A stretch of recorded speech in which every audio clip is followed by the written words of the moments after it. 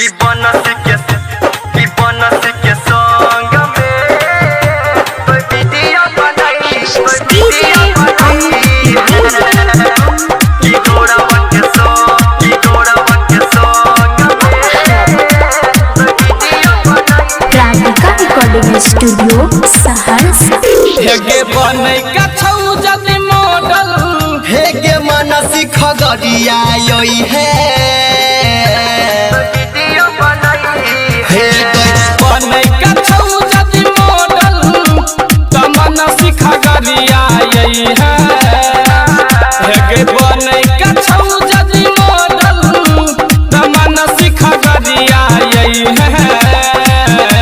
कि बनसी के संग में वीडियो बनाई है कि गोरव के संग में वीडियो बनाई डीजे अमित तिवारी के संग में तो वीडियो बनाई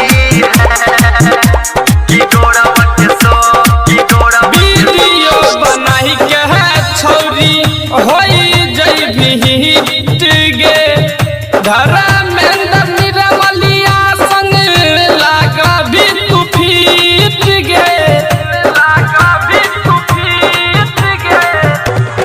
हे गए वीडियो बनाई के है छौरी होई जई भी गे धर्मेंद्र निरवलिया संग लागा भी तू फीट गे गाना हम खाली बजाई बहू हेगे ठुमका तू लगई है।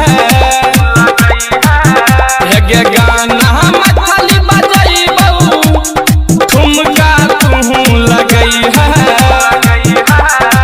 सारा के साथ में वीडियो बनाई है संगीता के साथ में वीडियो बनाई है। डीजे अमित तिवारी की बनसी के संग में तो वीडियो बनाई की गोरावन के संग में तो वीडियो बनाई है। बीट पर बीट मिलाई के काम रही है। मिथिला में है गई छौरिया गरदा उड़ई है। बीट पर बीट मिलाई के काम रही है। मिथिला में है गई छौरिया गरदा उड़ई है। शिवम निराला के गाना पर कोई वीडियो बनई है। शिवम निराला